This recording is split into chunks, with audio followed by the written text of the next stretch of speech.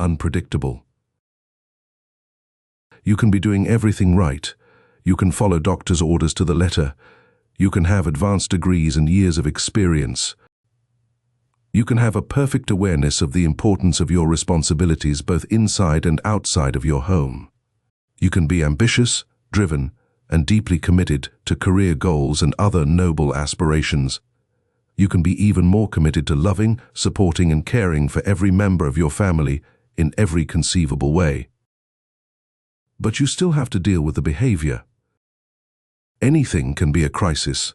Absolutely any trivial event that most people ignore can trigger an irrational response that requires all other aspects of life to be placed on hold. All commitments, assignments, expectations, goals, plans, hopes, or dreams fade in importance to addressing the crisis that is right in front of you. Allow me to share a story I've heard multiple times, in multiple settings, from multiple families. If I had only heard this scenario once, it would be bad enough.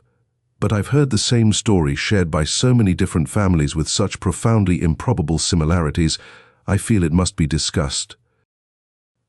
One morning, a husband was leaving for work when his wife casually stated, "I love you. By the way, I'm probably going to kill myself today." She said it as if it was no big deal. She said it with the same indifference and conviction as if she was going shopping or taking out the trash. It was just another day, but at the end of her to-do list was, "Kill myself." She was supposed to be taking care of the children this day. What was her plan for them while she was completing her to-do list? On this day, the husband would have to stay home from work. What should he tell his employer? He would have to find someone to watch the children, because he would be caring for his wife.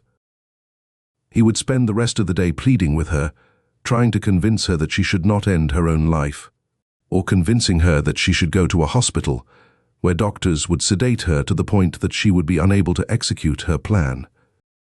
Childcare is not free. Hospitals are not free. Missing work will ultimately cause the husband to lose his job. Then everything will just get worse. What happens after this day? This level of mental illness will not just go away. How does the husband decide to trust his wife again? How does he justify leaving her alone with the kids again? This level of psychological dysfunction typically does not spontaneously appear. There is typically a history of this type of behavior. In fact, every time I've heard this story related to me, it has been in the context of ongoing chronic mental illness. This scenario is usually sandwiched between a long list of equally horrific events that repeatedly occur within the lives of these families. In an ironic twist, the more this scene happens, the less dramatic it becomes. The first time the family member threatens to harm themselves or others, it is treated with all of the heart-wrenching anxiety and concern you can imagine would accompany such an event. But when it happens repeatedly, there is no longer a sense of urgency. Verbal threats are often not considered worthy of involving a third party. Unless verbal threats are accompanied by violent behavior that cannot be controlled by the caregiver, or there is an expression of an immediately executable plan, it simply becomes an event that will be discussed in the next therapy appointment. Even the definitions of the terms violent behavior and immediately executable plan become nebulous. They exist in a perpetual gray area where it didn't seem that bad because it could always be worse. Very often because it has been worse. Usually, these scenarios do not require any active intervention, they require active supervision. There's an acknowledgement that this moment will pass. There is no need for a trip to the hospital or any medical treatment. The caregiver must simply remain in the presence of their charge to make sure they don't act on their threat.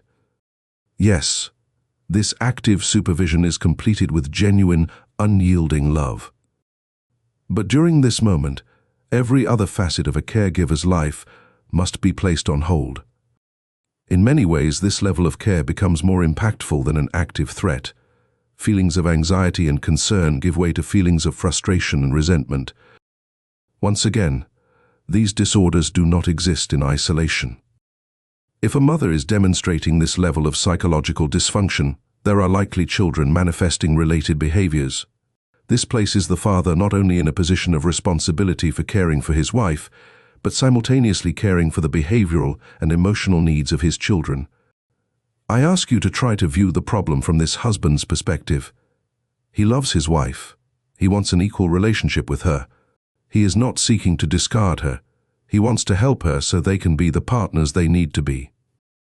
To ignore his challenge is to completely sabotage his efforts. There is nothing rational or reasonable about the wife's mental state. How do you have a rational conversation with her? How do you pursue an equal partnership with her? Most importantly, how does the husband value making important life decisions with his wife when she sees her very existence as having no value?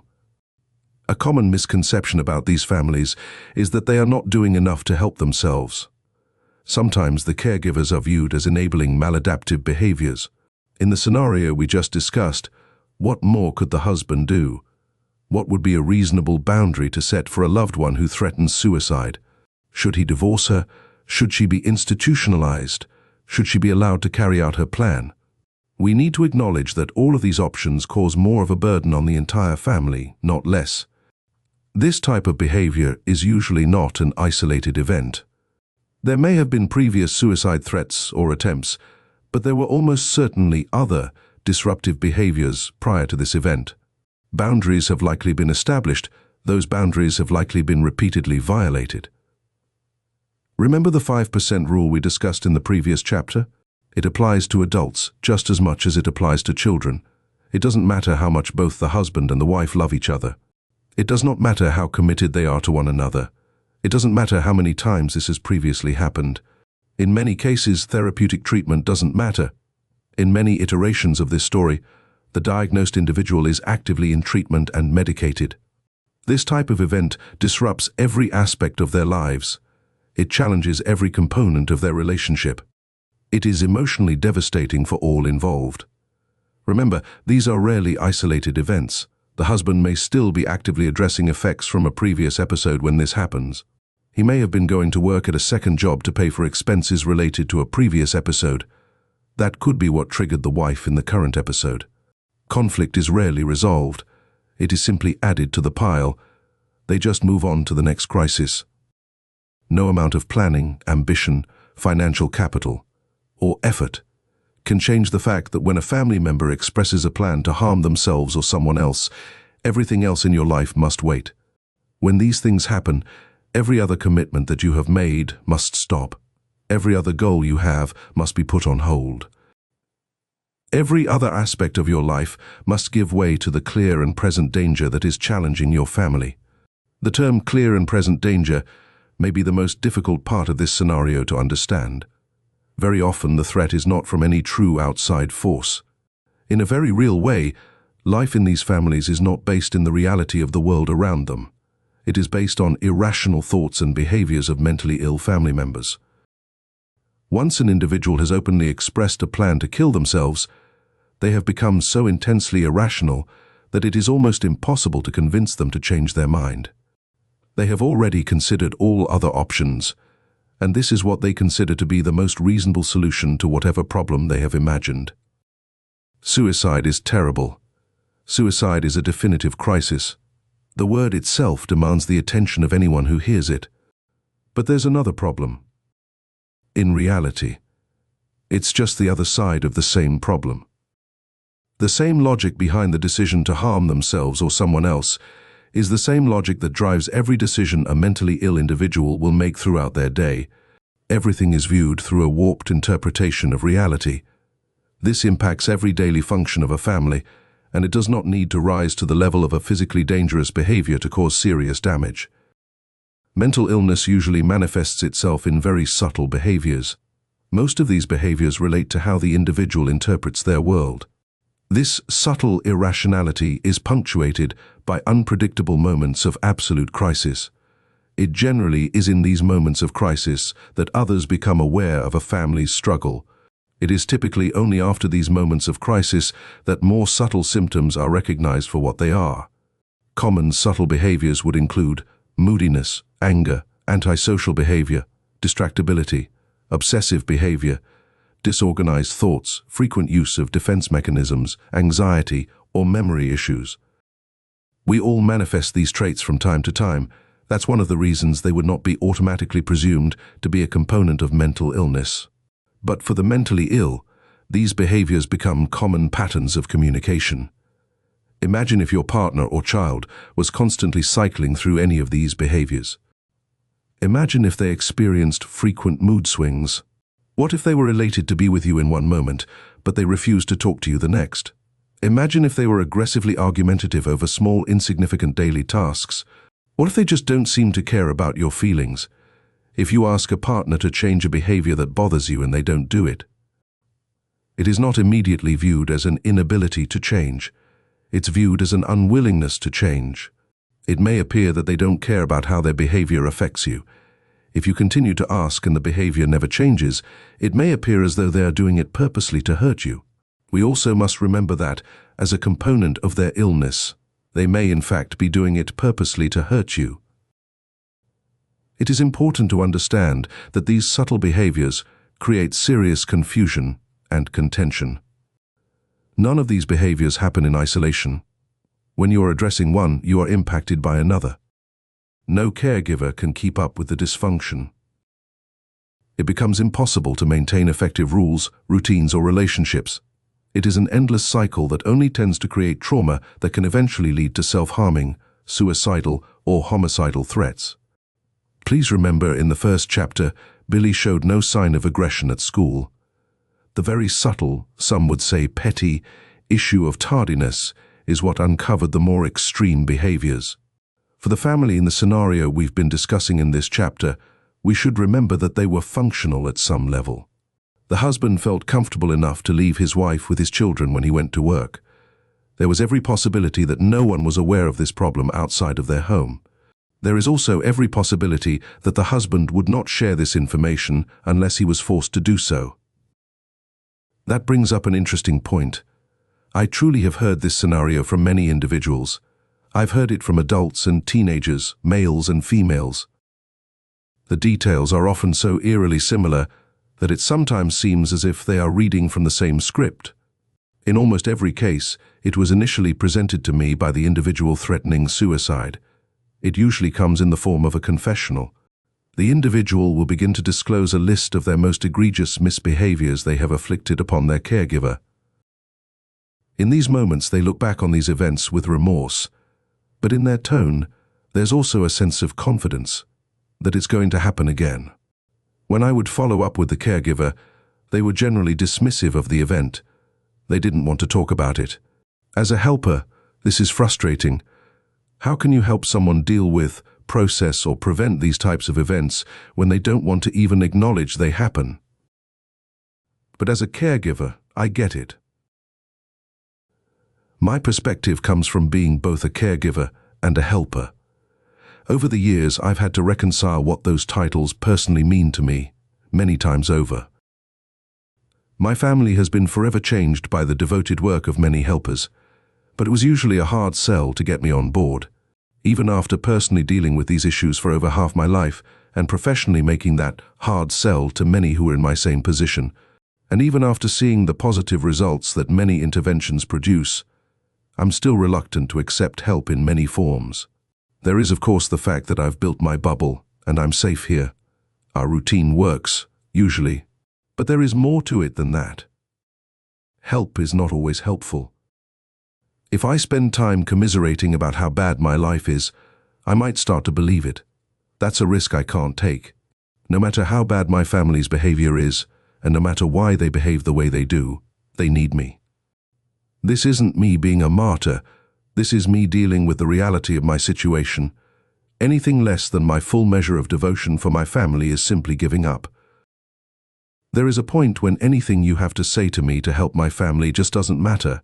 It doesn't matter how many degrees you have. It doesn't matter how much experience you have. It doesn't matter how many programs you have available to help me. It doesn't even matter that I have the exact same degree as many of the helpers that specialize in this field. It doesn't matter that I have as much experience, or more, than many helpers. It doesn't matter that I've worked in many of the same programs that are offered to me. And it certainly doesn't matter that I'm writing this book. The people I care for care nothing about these things. As a caregiver of multiple family members diagnosed with a mental illness, there is only one thing that really matters. I have to do the work. Talking about the work doesn't get the work done. When a helper leaves my home or I leave their office, I'll be the one responsible for enforcing the new plan. I'll be the one that gets threatened because my family doesn't like the new plan. I'll be the one that must contrive some covert scheme to sneak the new plan into our routine. If the new plan leads to any sort of dangerous threat, I'll be the one to supervise everyone until the threat has passed. If the new plan leads to any kind of physical altercation, it will be directed towards me. And yes, these issues could occur with any member of my family, no matter their age. And yes, I could be dealing with the same behaviors from all of them at the same time.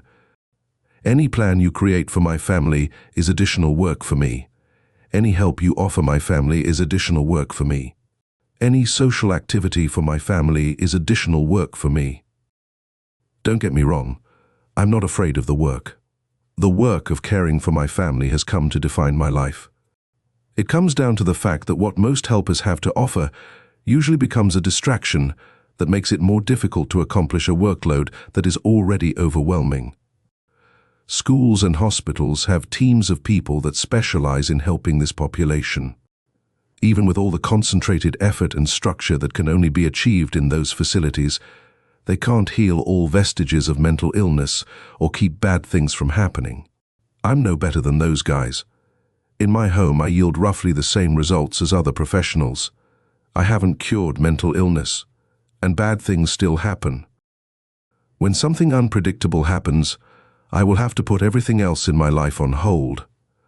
I will be forced to place myself in harm's way to protect my family from the world, and the world from my family, based on whatever irrational thought they are having at the moment, which again is work for me. There comes a point when any help anyone could offer only gets in the way of the real day-to-day work of being a caregiver. What yields the greatest results for my family now is the same thing that was most effective 30 years ago, which is structure and routines. Yes, I usually feel like I'm fighting a losing battle, but it's the only strategy that gains any ground. If I take the time to meet with a helper so they can offer a new strategy, it takes away from important tasks such as doing the laundry. Doing the laundry may sound like a benign task that shouldn't be that big of a deal. For most families, it's not. But if I don't get the laundry done the right way tonight, there could be a meltdown tomorrow morning. And yes, that meltdown could lead to a suicide watch. Little things cause exponential problems. As a mental health professional, I believe we often lose touch with the reality of what many of our clients experience. The academic study of human behavior is a great asset, but within the home and family is where theory is put into practice. It's where the hard work of psychology is actually done. And it's not done by doctors, researchers, therapists, or educators. It's done by parents. If we are going to discuss mental illness on a societal level, especially if we are broaching the subject of the normalization of certain mental illnesses, we must discuss the impact of mental illness on those closest to the diagnosed individuals. We must recognize that the families of these individuals, not their therapists, doctors, or other treatment providers, are on the front lines of the battle for mental health. Family caregivers are the key to advancing research, facilitating treatment, raising awareness, and advocating for those they love. There should be no greater advocates for children than their parents. As mental health professionals and other community helpers, we come and go in the lives of these families. We offer advice, we offer strategies, but it is ultimately the family members that are responsible for facilitating outsiders' recommendations. It is easy to make these recommendations when sitting in the comfort of our office, or even when we venture into their homes for brief periods of time. But unless we truly understand the impact mental illness has on the entire family, our recommendations can range from impractical to deadly.